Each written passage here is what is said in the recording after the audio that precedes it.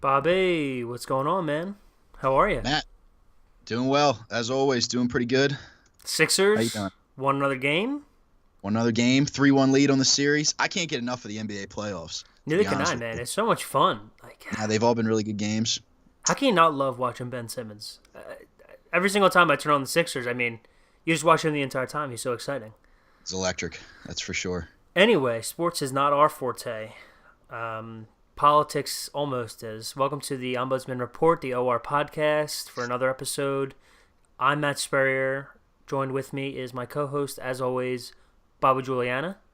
Yes, indeed. We're going to get it popping today. I think we are going to start off with some sad news, but, got to pay our respects.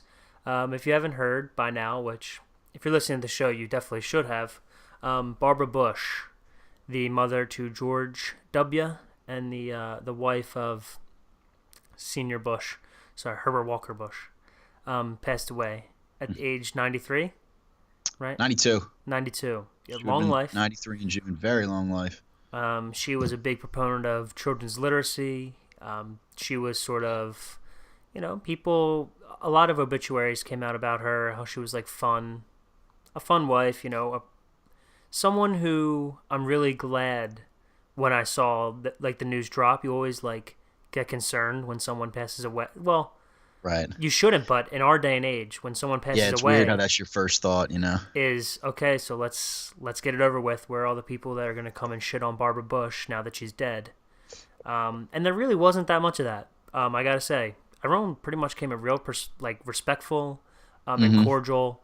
I think it kind of speaks to who she was too. Like, I mean, obviously I don't know her, and I'm just taking the words of everything I've heard. But on all the commentary shows, they showed her funeral and all the events that went on with that, and just everyone who talked to her, who had ever met her or who had some life experiences with her, just said that she was just a very a kind woman, um, very powerful in her position. Like she was definitely the matriarch, like forceful, but sweet and loving, and her family all seems to think that.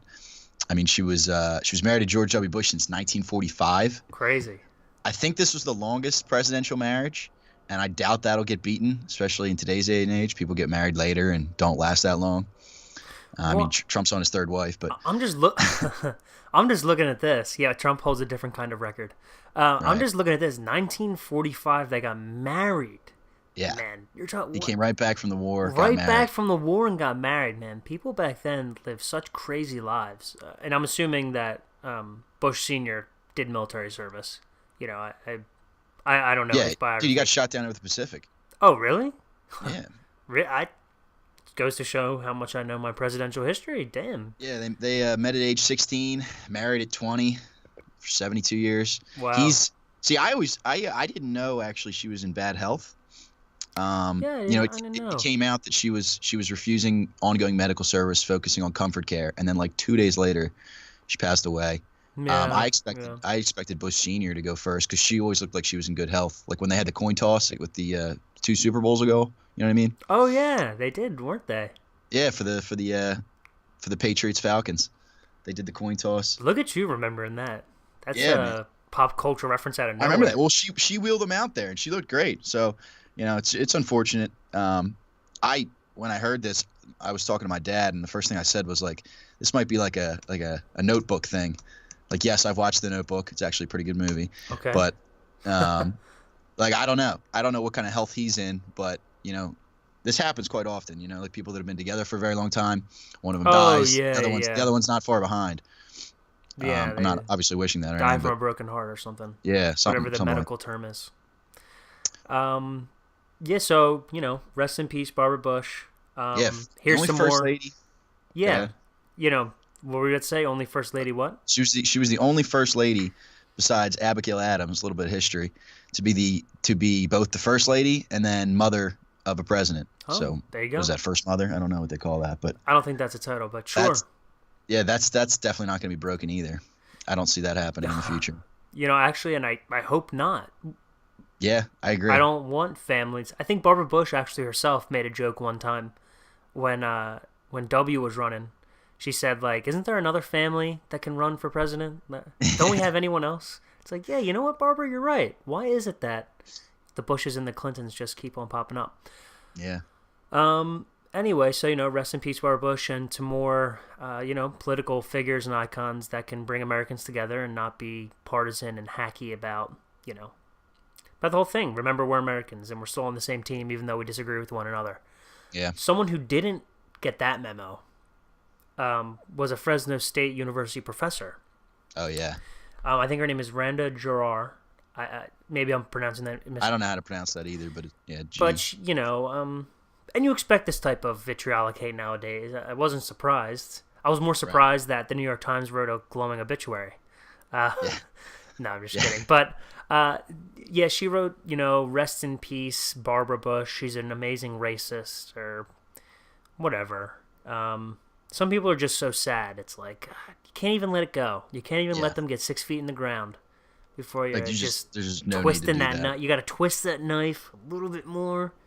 Right, and whatever, but we live in America. You have a right to say it. Free speech applies to people who I don't agree with and who I think might be, pretty shitty people.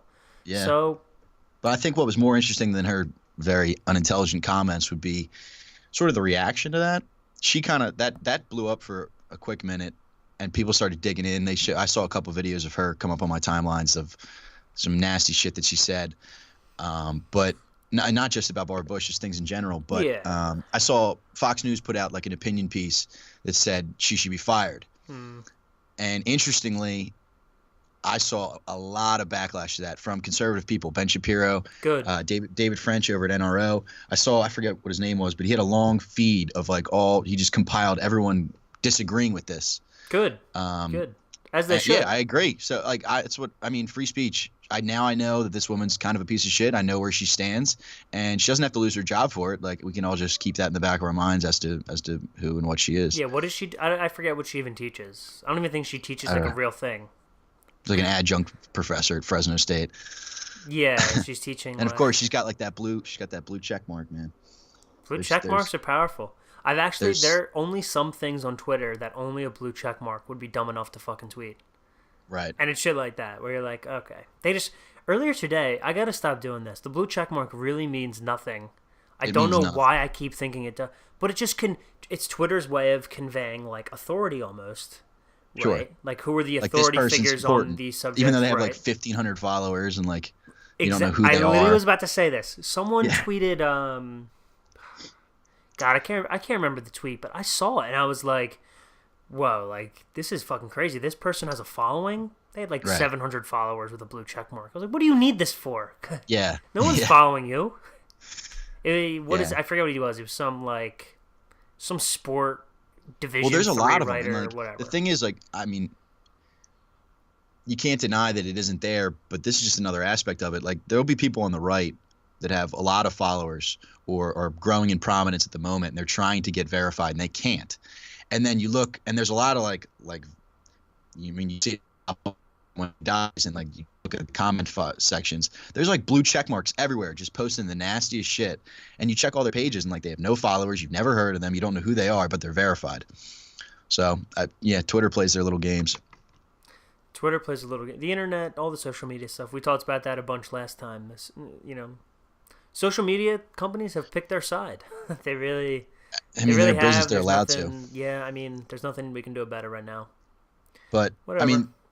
That in terms of today's podcast, though, that kind of matters because a lot of things we plan on discussing, they're not issues. They're not real. No, they're not. We're not gonna this. Today's podcast is not going to be about the problems we face in the coming future with Social Security and Medicare being unfunded, or ongoing wars, or actual issues. We're going to talk today about Starbucks, things that Starbucks, Kanye West, and things that just blow up on the internet, and then the 5 o'clock news takes it from the internet and puts it on your TV screens, and they manufacture that as the news, as if that's what's important and that's what's going on.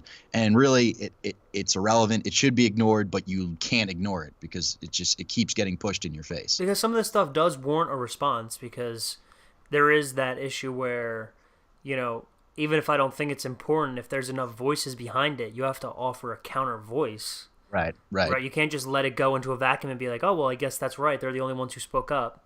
Mm-hmm. So there's a place where you gotta say something that some of this stuff is nonsense. I just wish that the stuff we cared about, quite frankly, like Yeah. war, terrorism. I wish, for me, I wish this stuff was talked about a little bit more. And maybe towards the end of the show, we'll talk about some recent North Korea summit, like I don't even know, news, whatever, Yeah. updates, Ongoing. Yeah. ongoing updates Things as we continue to prepare. trickle out with that. Yeah, as we So prepare for the Trump Kim meeting, eventually. Let's start off with Starbucks, because I know alrighty. you've been dying to talk about Starbucks Not really, but all we'll week, do it. as I have. We're both from Philadelphia, and so I was like, "Oh wow, Philadelphia made the news." Nothing that I'm proud of course. Right. Yeah. When we're throwing batteries at Santa Claus. Right. So, if you're unaware of the story, two black men went into Starbucks in Philadelphia, where one asked to use the restroom. The store manager informed the man that it is for paying customers only. The two decided to wait in the Starbucks for their friend before being asked to purchase something or leave. When they didn't leave, the store manager called the police, who were forced to arrest the men due to their continued refusal to leave. At this point, I believe the police chief said that they were called for a trespassing call, so they kind of had to act and remove people, and they took these people down to the station and held them for which, God, I sorry. think they held him overnight too. No, I don't think that. I don't think they did. And if they No? did, then they owe those people some fucking money, being Sure. held overnight for fucking trespassing in a Starbucks. Give me a break. Well, they initially, the police said that their officers did nothing wrong, and then they apologized to the men.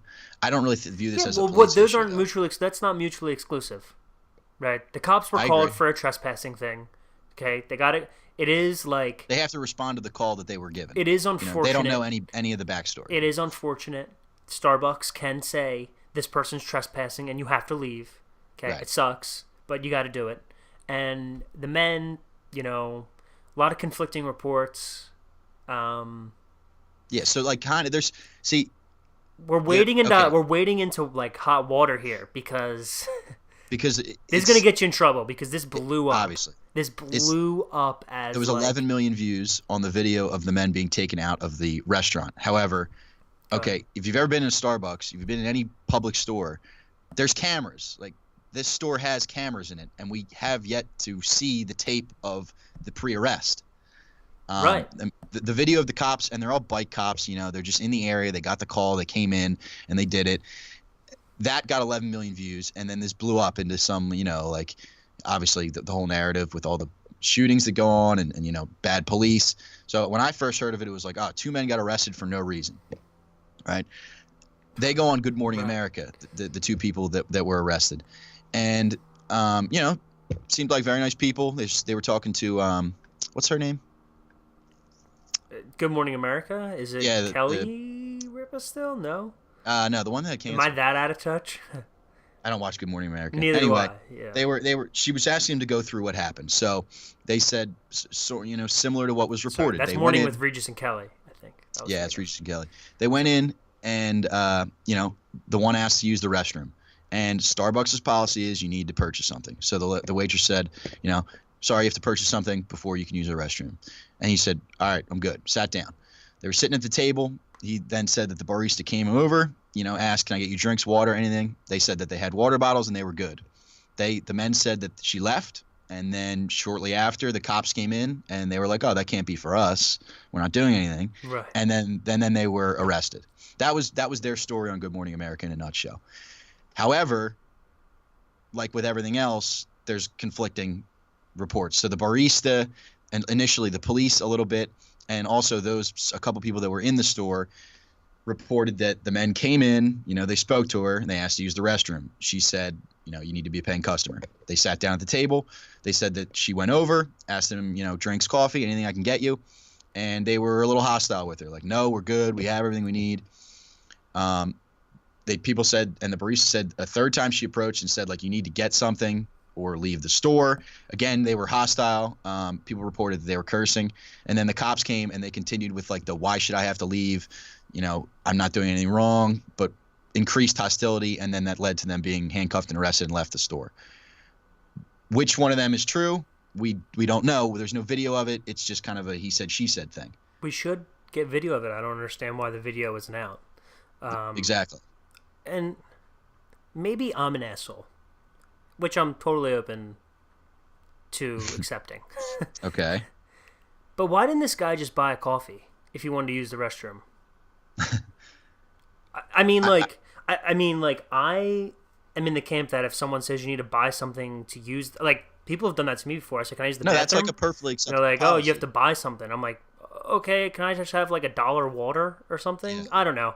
I just feel like the reason that, see, I'm like picking my words carefully here because I don't think that this barista is racist. Maybe I'm crazy. I don't think Starbucks, the organization, is a racist organization. But I think this was a weird situation. Maybe the barista's an asshole. I mean, I'm open to that. Well, no, I guess playing counterpoint here, I certainly don't think Starbucks, a large corporation with 240,000 employees, is racist. Right. It's No, much that's more what I mean. likely. It's much more likely that if someone is racist, it would just be this one barista. That being Right. said, the counterpoint would be, okay, like when's the last time you heard of two white men sitting in a Starbucks, just not ordering anything, getting arrested and handcuffed? And That's it's true. like, okay, No, fair and point. that's totally because However, I would say if that happened, I doubt it would be make mainstream news, and we would end up talking about it. I guess there's like gradations of like racism, right? Whatever, or like racist behavior, right? So like there's the old what you think of in the movies with like people saying the N word and lynch, like there's that, and then there's like this weird gray area of like I guess this right where two black guys walk in and you don't know if they're doing something in the bathroom or if a black kid walks into a like convenience store and they're like keeping their eyes on the kid the entire time. I get it, like there's gradations to it. I just didn't think, I just thought this was a weird example to bring up, and I thought it was really weird how it looked like across, I guess it was across America, people were protesting random Starbucks. Yeah, like there was more than a few protests, and like there's this picture that kind of blew up on Twitter, and people were making fun of it. This guy's holding a bullhorn, like right on the other side of a counter, and there's just a dude at the register standing there, like, oh my god, I picked the wrong day to be here at a Starbucks. Like, if you're protesting at a random Starbucks and you're like disrupting it and yelling at the Starbucks employees at some entirely different store, on the other side of the country, You're the fucking asshole. yeah, you're You're the asshole. Like You're some the dude, asshole at Starbucks at 10 o'clock in Cincinnati with a fucking bullhorn. yeah. I mean, I'm sorry, but this dude No, in like- Cincinnati didn't do anything. You know what I mean? I Right. don't know what you want him to do. What do you want him to do? He gets paid $12 an hour, bro.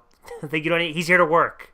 Yeah, and I mean, beyond that, again, it's a matter of like what actually happened, and It's just I don't not know. clear. I It's just don't not know. clear. Yeah, Because it's like just not clear. on Good Morning America, they said they got there at 4:35 for a 4:45 business meeting. They were waiting for a third person. Yeah. Okay, there's on record the cops got a call at 4:37. So 2 minutes, you call cops on them. That's problematic right off the bat. Yeah. But we don't know if they got there at 4:35, and we don't know if they're being hostile. If You two you black don't know. guys walk into a Starbucks and 2 minutes later the manager calls the police, then that manager should be fired. That is unacceptable. That's uncalled for. That makes no sense. I don't know why Starbucks would want that person working for them. I mean, if it not regardless if it was a black person, like 2 minutes just because they didn't want to buy a coffee. Yeah, exactly. Anyone, That's too quick. Like it's just that's problematic. But again, we don't know if they're being hostile and how long they were in there before she called the police. I mean, obviously buying a coffee is an easy solution, but like And they're also, gonna now, kind now give. Go of ahead. fuck this manager girl. I mean, like people are just waiting here. I mean, I kind of feel the other side as well. Like these dudes are just waiting inside the Starbucks. It's not that big a deal. You got to call the cops 2 minutes Right. later, right? Even if they were being a little hostile, like, yo, lady, I don't need anything. I'm good. Like, leave me alone. yeah, Like, even if yeah. they were like, you know what I mean? Yeah, Like, why do you have to call the cops and make a whole big scene out of it, you know? Right. But that goes to two things. I guess. So one, like, Starbucks needs to clearly say what their policy is. Sure. Like, I don't know what they the need policy to. Exactly. Like I know people. I mean, I don't drink coffee, but like I know people sit in Starbucks and like play around on their computers and like sip on a latte. Like how long are you allowed to sit there? Like do you True. have to have a drink? Like I don't know. I've just seen people sitting in Starbucks before. Like it's a meeting place. It is what it is. Bill Maher said that too. Starbucks has kind of become, Starbucks is the cafe where people go and they work on their Exactly. screenplay or whatever, Right. But it's true. And, if these two guys were just waiting there for their friend, then there's no reason to call the cops. But there's also no reason to blow this up as in, this one Starbucks barista because, Well, that's the point. It's getting over. It's getting over exaggerated because I mean, not that the story isn't problematic if everything turns out to be that they said was true and that this barista is at fault. It's just that now like Starbucks is gonna in sometime in May close all the stores that aren't franchised that like are Starbucks owned yeah. and have Sorry. all their employees go through a racial bias training. So like because of the actions of one barista that may or may not have been incorrect, now like all these employees are sort of getting lumped in and associated in a way. At least how it came off to me. Like, why is the actions of one person making everyone else? What? I'm a barista. I make coffee. What do you mean? I'm not a racist. Right, right. Like if I'm And literally halfway across the country and like, oh, now I like, okay, I can't go to work. Like, I hope they're getting paid for going to this thing. I'm assuming they are. right, yeah. But And I mean, I know the who's really implicit. happy is Dunkin' Donuts. Seriously though, implicit bias training though is pretty shaky from what I have heard. Is in doesn't really prove anything, and it hasn't really proven to work. If anything, right? Isn't implicit bias training the thing where like they show you black faces and white faces, and then good words and bad words, and if you're too slow to match good words with like black faces, for example, then that means you're like racist or something. Like I'm pretty I sure mean, that's the test. they do. I'm not Very sure exactly simplified, what goes on in it, obviously, but I but I'm pretty remember sure during that's the it. I don't remember during the election, Hillary recommended, racial bias training for all of the police in America. And then when that happened, like a number of pieces were written explaining what it is. And everyone I read, it seemed like a bunch of bullshit. Like the problem with it is that it assumes the people that are getting the training are in some way like inherently racist and they don't even know it. Well, that's like one of. Inherent I bias. keep saying They're that's saying like it's like in this you thing. already. Yeah, well, because part of this game that a certain amount of people on the left, the identity politic people, want to play, Mm-hmm. right? Whatever portion of the left that is, their whole narrative is everyone is secretly racist, and so we're just trying to find you slipping up and like proving our point. Right. So like, it isn't that this was just a stupid Starbucks manager thing, right? It's that they were always implicitly racist, at least, and It just biased. finally came out. And this was a Freudian slip. Right. To which I say bullshit. I just say that's bullshit. Not everyone is a racist. That's absolutely ridiculous. And they're just trying to prove their point. They're always grasping at straws, which hurts actual causes of racism. For example, did you see the that video that came out of that fraternity house? I didn't see the other video. I just day? heard that they were saying awful shit as like a pledge. Yeah, I mean, listen, me and you have both been in locker rooms and stuff like that where people say some less than, nice things, right? People say some graphic stuff, but these kids were saying some pretty awful shit that, like, I mean, they were saying racist things. Like, they were saying racist things, they were saying anti-Semitic things. Totally Sure. justified to get those kids off campus or whatever it may be, kick them out of the fraternity, suspend their fraternity. I mean, the school can kick them out if they want to. Like Right. once you're on tape, Yeah, I mean, they said some pretty bad stuff. And so, like, that is a real example where this racism thing is. Right. Not I mean, I think the that's much random more of a Starbucks warranted. barista. Right. That's just my 2 cents on it. Maybe I'm wrong. Maybe whatever. I mean, let me know if somebody disagrees, but like, I just think it's much more likely that. Well, first off, I want to know concretely what happened. Yeah, I think very true. We should First preface off- this. We should have prefaced this. I think we did the entire conversation. I tried with, to like it. Let's I'm figure not out what saying happened one first. of the other situations didn't happen. Like this barista could be a total piece of shit who just called the cops on two black guys for no reason, or there could have been something more behind it. We don't really know. But The narrative's already out there. The the narrative's narrative- already out there. Exactly. That's the thing. It's like you wake up, you look at your phone, and you just see two black men arrested at Starbucks unjustly. boom. Like, just the headline is all you need. It fills right into everything else you hear. They're on Good Morning America. Yeah, they're on Good Morning America the next day. Like, still haven't seen the tape of in the store, not while they were getting arrested, like before that happening. There's conflicting reports out there, but like the barista didn't get to go on after them and give her side of the story. She didn't get fired also, by the way. She's not fired. She's been reassigned or moved to a different location or a different job. Within Starbucks, if you're Starbucks, it must exactly. say this girl isn't a racist, because it would be much more beneficial to Starbucks to just fire her and say we got rid of the bad apple. Right. But the fact that she's not fired, it says something. It says that who knows? They think more into it. Yeah, I mean, but Starbucks is going to close down the whole day, so I'm not going to get myself in more trouble for Starbucks. I'll get myself in trouble on the next one. Topic we're going to talk about. Candace Owen, my favorite MAGA tweeter, and we were just harping on her too. I must be experiencing the energy that Mike Cernovich has been talking about so much recently. Have you seen this, by the way, Mike Cernovich? No, I haven't. His tweets all have to do with, like, the energy has shifted. People who feel high energy presences know it. And, yeah, he's pretty much just turning into more of a crazy person than he already was. More of a crazy person? Yeah, he's an interesting dude, Mike Cernovich.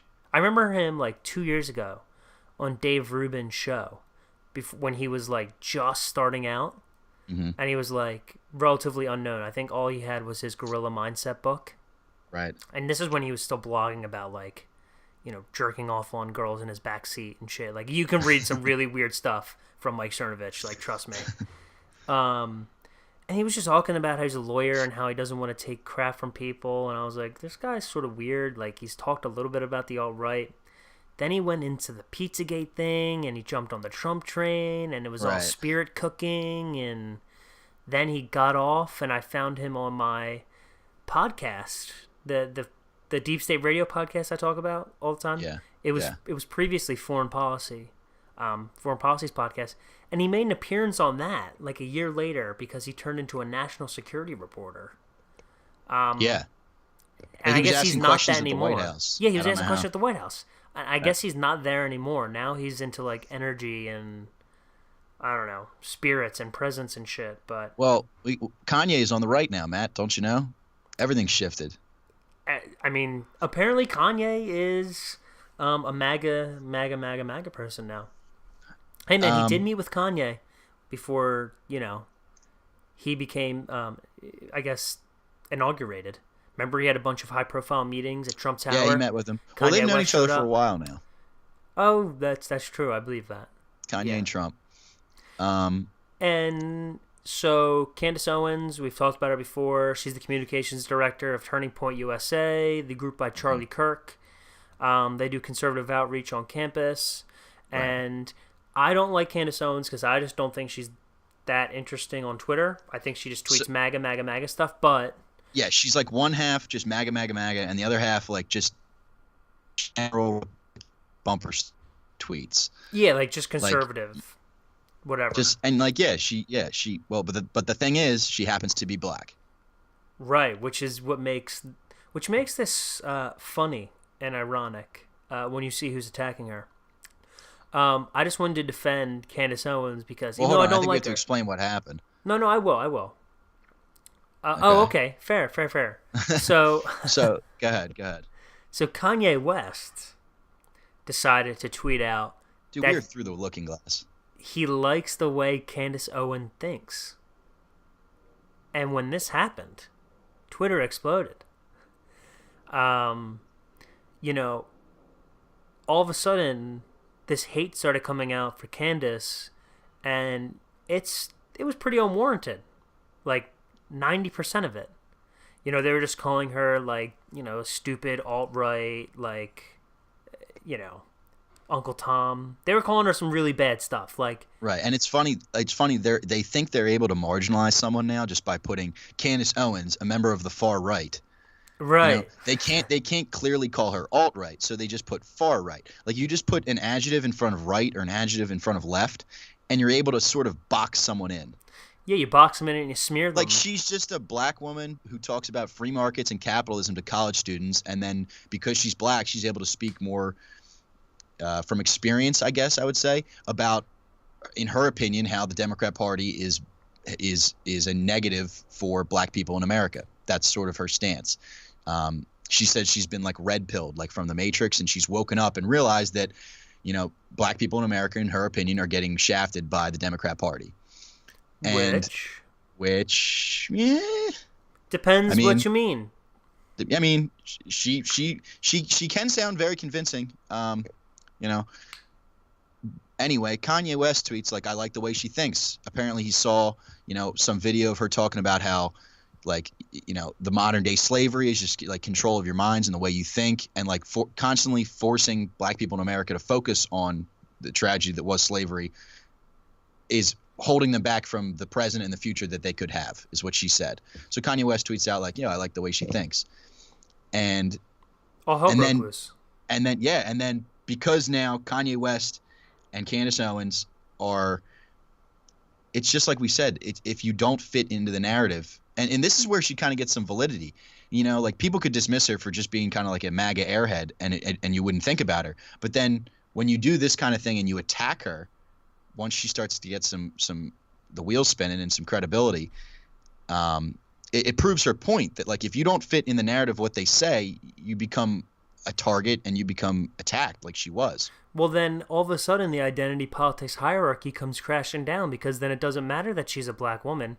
You have these straight white guys calling her a coon, right? Like, that's what ends up happening is you have, all these. I actually saw one today. It was pretty funny. It was some little white girl holding a sign lecturing an Asian woman on cultural appropriation of Japanese dress at a museum. And it pixelated it perfectly. It was like, exactly. Who the fuck are you? You are some privileged kid on a college campus telling minorities how they should think and how they should act. Don't say you're the fucking adult. These people are the helicopter parents. It's crazy. Just, if you don't buy into the leftist liberal ideology, no matter who you are, what your skin color is, any of your biological pedigree, like, you become a target. Like, if Kanye West had said, like, "I like the way some liberal person thinks," like, he would have gotten applauded. I love the way that Linda Sarsour thinks. Right. He would have gotten applauded. Kanye West makes woke statement of the year. Yeah, about like Muslim suffragette Linda Sarsour. Yeah, exactly. Right? And so, like, that's what the headlines would have been. But instead, you have this. So you get people putting pieces out there like Kanye West has lost his mind, and Perez Hilton and Tom Arnold and Sean King all come out there and attack Candace Owens. And then Tom Arnold, okay, he's fucking white dude. He literally I've met Tom Arnold. Okay, did you? Yeah, I met Tom Arnold at a Phillies game once. Wow. So Candace Owens tweets, "When Perez Hilton, Tom Arnold, and Sean King, 3 white men," hilarious though that she and Sean King tweeted at her and she goes, "Just want to clarify, you're white, right?" Yeah. I mean, like, hey, come on. I mean, what's the wrong. controversy? Like, people looked up his birth certificate and it was 2 white people or something. Whatever. I mean, Sean King can be black. He identifies as black though, man. Yeah, but it is just funny. It's just funny. No, so she tweets, "When Perez Hilton, Tom Arnold, and Sean King, 3 white men, rushed to viciously attack the freedom of 2 black people who refuse to be pawns to a leftist ideology, it should bring us a wake-up call to the world about who the real racists are." And then she, put a space in her tweet, "None of you white men own my blackness." And Tom Arnold responds to that tweet and says, quote, "That's a lot of words, Candace Owens, so you can suck racist dick by trying to insult an actual hero at Sean King. Ha ha ha ha ha, hashtag MAGA." First off, what does that tweet mean? Nothing. Tom Arnold is a fucking idiot. Doesn't make sense. And second off, just for a second, everyone pause and just imagine this, okay? Imagine that Tom Arnold, instead of being a Democrat and like a card-carrying member, totally in good standing with the Twitter outrage mob, exactly. Imagine he's a Republican white male, okay? And Candace Owens is a black Democrat woman. Then imagine he said that tweet to her. What would have happened? Career destroyed. You would never hear from him again. He would have been eviscerated. You would never hear from him again. He would and have that's been, exactly. It's so funny. There would have been opinion pieces on Vox about so how Tom Arnold was a problem. But because he's on the left and she's on the right. Doesn't matter. It doesn't matter. It does not matter. If you join the right, you have to give in your victim identity card, which, people, they're usually okay with. They don't want it. Like, Candace Owens doesn't want to be known as just some black girl. Some black girl talking about Republican issues. Yeah, I mean, I'm sure she just wants to be Candace Owens, be her own thing. I mean, that's what she says all the time. Yeah, exactly. But we have to remind ourselves, like, no, that's Candace Owens, the black Republican. Yeah, it's so shitty it has to be like that. But just, I mean, it's just, there's a double standard that's undeniable. Yeah, it is undeniable. Like, if you are in line with them and you avoid condemnation and there's no standards enforced on you because you're in line with the narrative, I am convinced that more than half, probably 90% of the social justice warrior mob, I'm convinced it's just a bunch of rich white girls. That's privilege. It's just a bunch of privileged white girls at college camp. Like, that's what it is. Come on. I mean, like, do you see these people on Twitter? Do you see these messes of human beings? They're not well kept. They're not put together. They're not very smart. They're all the same exact person, dude. You click on all the Twitter profiles, they're all the same person. It's just like, they're like robots. If your biggest thing that you're fighting against and believe is an issue is a microaggression, like, you're inherently privileged. Like, that assumes that you have clothes, a roof over your head, food, income, like, no other problem to bitch about except for the words that someone else is speaking. Do you think anyone in the hood is worried about a microaggression? No. Really? No. Come on. Exactly. It's what rich privileged people get to worry about. And they get to speak, but they get to speak on behalf of minorities. Yeah, I'm speaking on. They get to speak on their behalf. Speaking up for those who can't. They're speaking up. They're speaking for them. Right. They're speaking for them. Because when Kanye tweets what he thinks, it has to be clarified by what he actually means by everyone on Twitter, right? Right. Kanye went on a Twitter tirade. Yeah, today, just after so getting he tweeted that hate. like 2 days ago, and now today he's tweeting further. He's tweeting things like self-victimization is a disease. There was a time when slavery was the trend and imperative. That time is upon us, but now it is a mentality. People respect people for following the general running consensus. Constantly bringing up the past keeps you there. I like that one. Yeah. The thought police want to suppress freedom of thought. So true, Kanye. So true. Yeah, like, we have freedom of his speech, Twitter but never not really freedom makes of sense. thought. It always seems like it's like his tweets are like the middle of a thought in his mind. Like, he tweets really, really random stuff. But I mean, a couple of these, like, we have freedom of speech, but not freedom of thought. Deep he just woke tweeted Kanye, that, like, man. an hour ago. Deep woke Kanye. Like, he's not wrong, and like this, and hey, like man, that's like the point. This is kind of proof of that. Like, he's obviously allowed to say what he wants to say. So is Candace Owens, and she does, but they're not allowed to think it. Yeah, I mean, yeah, in a way. I mean, if you look at the responses to those tweets, it's more of like it's more hate. It's more hate, man. So many people are just so hateful nowadays. People have nothing to do. Yeah, whatever. Let me think. Is there anything else we need to talk about? Did we miss anything? No, see, that's the point. Like, I don't know, 20 minutes. How long has it been? We just spent a half hour talking about all these issues that in a sane world would not be an issue. I know. We wouldn't be talking about it. I'd love to get deep in the weeds about how unfunded Social Security, Medicare, and Medicaid are. Some $200 trillion of unfunded liabilities that we're never going to be able to pay. We're going to put that on the docket for next week. Next week, I want a deep dive on unfunded liabilities from Bobby J. Maybe that's what we should start doing, Matt. When we have our little, we recap and we talk about the week's news, what we need to talk about on the podcast. And when there isn't anything of substance, just research a topic, give people a little information on something that doesn't get discussed elsewhere. Yeah, because more and more talking about these, this type of stuff is just not productive. It's not productive, but the thing is, the culture drives the politics, and I all know. this is culture. You have to. No, you have to. You have to be on top of the culture, because you can't let those people be the only voice out there. So, Like at some point whatever. in the future, there's going to be a section in some kid's textbook, The Great Culture Wars of America, 2008 to I don't know when they're going to be over and who's going to win, but Kanye West appears to have switched sides. We got Kanye. Yeah, yeah, That's funny. yeah. Um, Republicans have Kanye. I why guess don't the only we other thing, 420? well, it was 420 to all the potheads out there. Congrats. Shout out. Yeah, I know it's a. Was it 420 is the day where potheads smoke to celebrate that they smoke on every other day? Yeah, yeah, yeah. But relating to that, I personally think that the Democrats are going to run in the midterms in 2018 and have a part of their platform be the legalization of marijuana.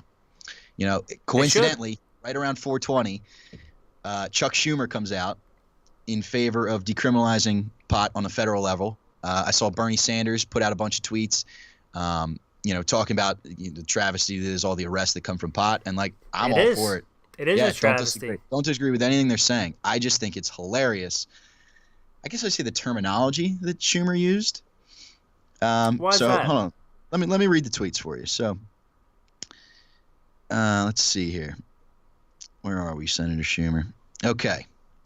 He tweets out on 420, 9:50 a.m., a couple hours before all the stoners have woken up. Tweets, thread, it's official.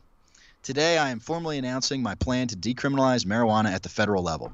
It's time we allow states, once and for all, to have the power to decide what works best for them. States' rights. Breaking news. Chuck Schumer's rediscovered federalism. Right, breaking news. Maybe the Democrats What a time to be alive. Wow. Hey, man, it took Donald Trump being the president for Democrats to realize that, states' rights are actually pretty fucking important. We just, I don't know, maybe took all the power out of Washington and put it back into states' capitals and local districts and townships. People could make their own decisions for themselves. Perfect. Wow. You radical. Chuck Schumer's doing the work for me. Hey, man. He says, maybe I'll vote for Chucky. States... I'm still never going to vote for Chuck Schumer. I will still never vote for Chuck Schumer. I have long believed... See, you can't believe him. You can't believe the Democrats. Like, he's going to now pitch... He's now going to pitch to me legalizing marijuana on the basis of states' rights. Okay, what about I don't trust any of them. I don't trust border security I don't trust any of those guys. Fucking any other situation. He tweets, I have long believed that states should function as their own laboratories of democracy. My bill is a step in the right direction. When did you start believing that? Moving areas of state legalization efforts. Woo! When did Chuck Schumer start believing that states should be laboratories of democracy? Dude, you could literally put those exact tweets out of Rand Paul's Twitter account. Yeah, I mean, like, literally if Ted Cruz tweeted that, you'd be like, wow, Ted Cruz has really come along and, I mean, hey, social liberalism or whatever, like staying out of people's lives, government, get it smaller. Whatever, hey, anything that forwards liberty, I guess, right? I mean, I guess. Hey, this is the thing. In politics, sometimes you have to make a deal. Sometimes you got to make a deal with Chuck Schumer to get, the people out of jail for doing, smoking a plant that they never should have been in that fucking cage to begin with. Right.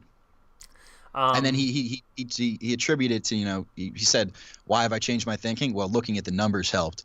And he put some tweets out there about like statistics around how many people are arrested and put in jail just, for having marijuana, like how it's scheduled. Crazy. The same as heroin, treated the same as heroin. Yep. Like he's right. I just think it's hilarious. Yeah, it's just funny. It's just funny the way he's approaching it for sure. Yeah, but we'll see what happens with that.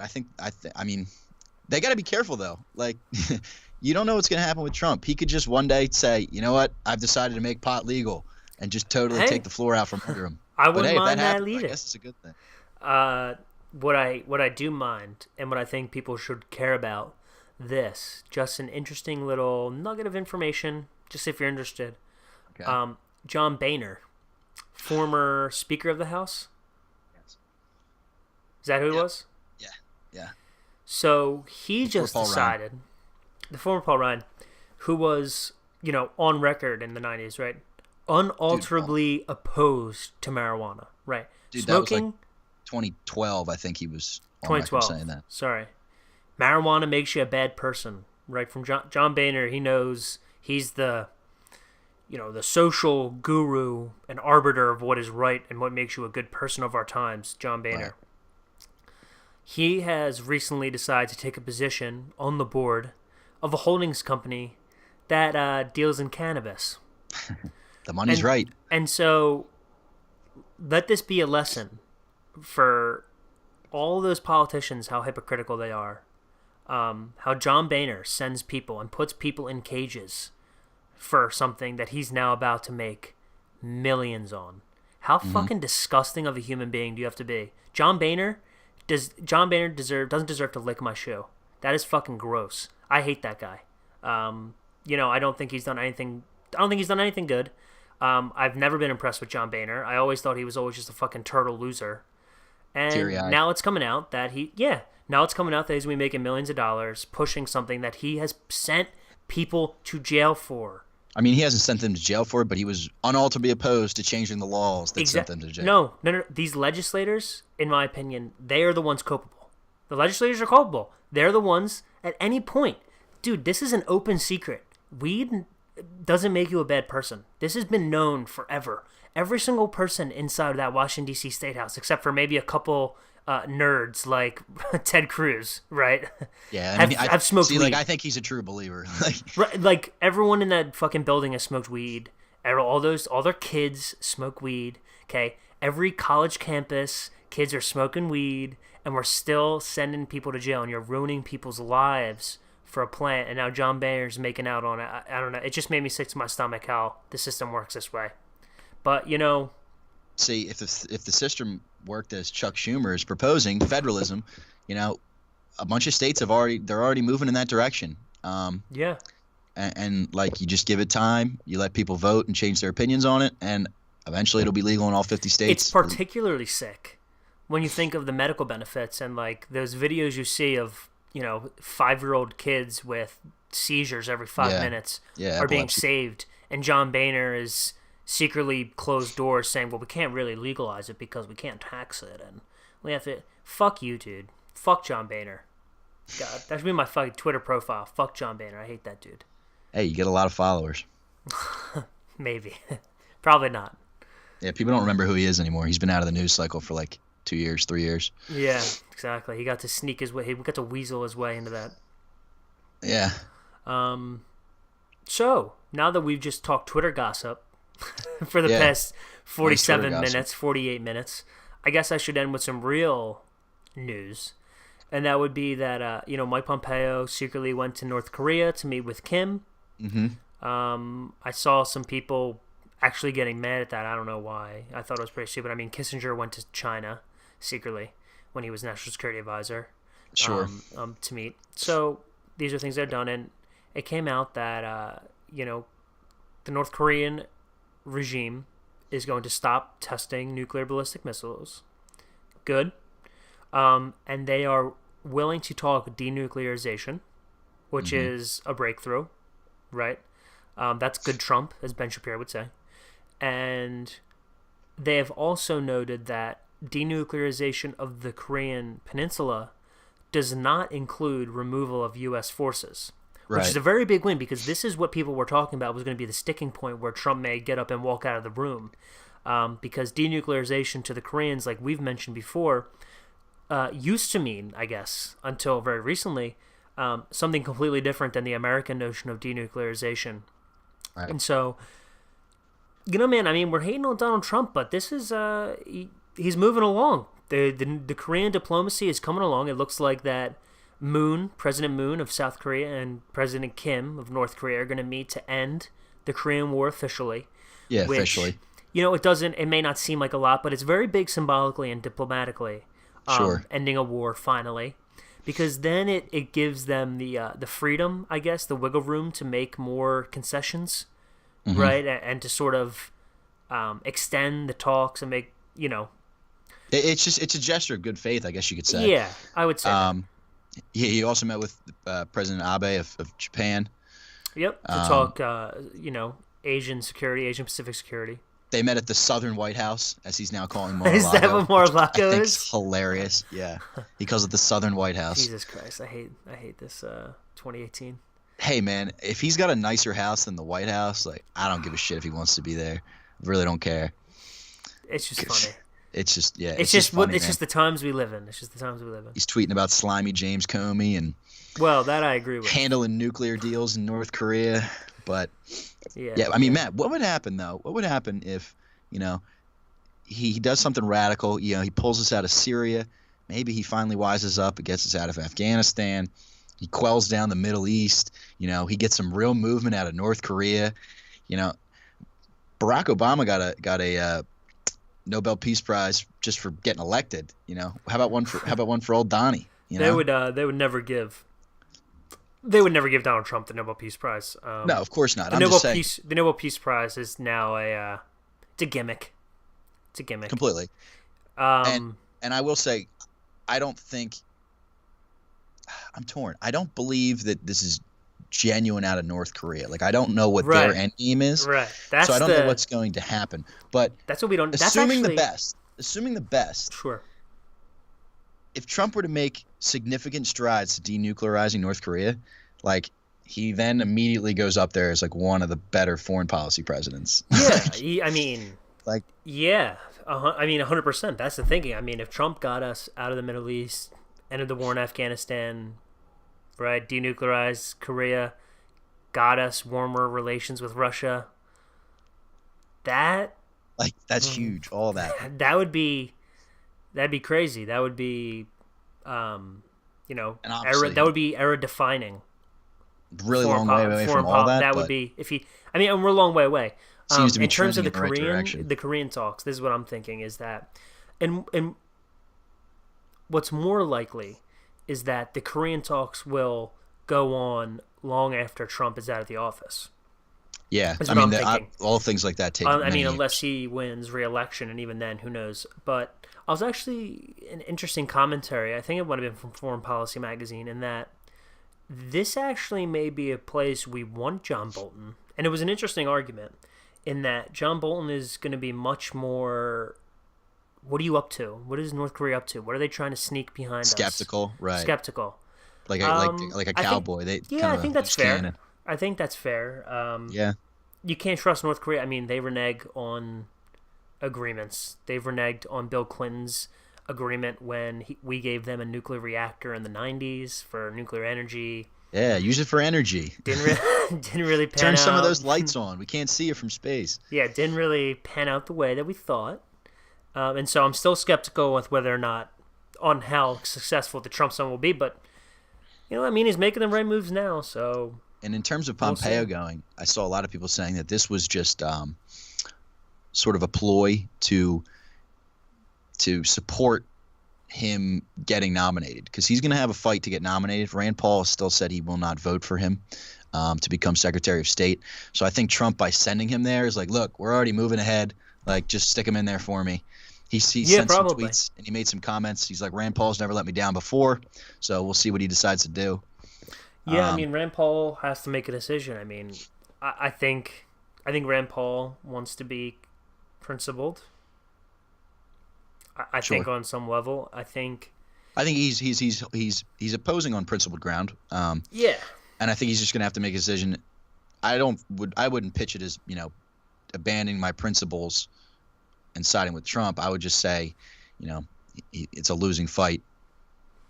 Better to stay on the president's good graces. It is a losing fight. It is good. Like he's going to get I think confirmed. he has a little bit more on Gina Haspel, Yes. with her, allegedly trying to destroy documents and stuff like that about torture black site programs. I think that's someplace where he can be a little bit more principled. Right. But I mean, Mike Pompeo is going to get confirmed. It's just a matter of I think time. Mike Pompeo is going to get confirmed. Yeah. For sure. Hey. Well, I mean, that's all I really have for this week. Right? I mean, did we cover it all? Is there anything else you want to talk about? No, I mean, I think we hit everything. Everything of substance. Which is Or lack of unfortunate because substance. lack of substance. Thanks for listening, guys. If you listen this way, we're making some progress with the podcast. Me and Bobby are getting excited. That's what we're trying to do, some more stuff and push out more content for you guys. We promise we're going to get on that. I know. Yeah. It's We're been going to get tough. some written pieces out this week. We will. We will. Certainly more podcasts. Maybe one in the middle of the week if anything of substance does come up. Yeah, and I think going forward, we're going to have to... I think we should just prepare something of substance no matter what. Yeah.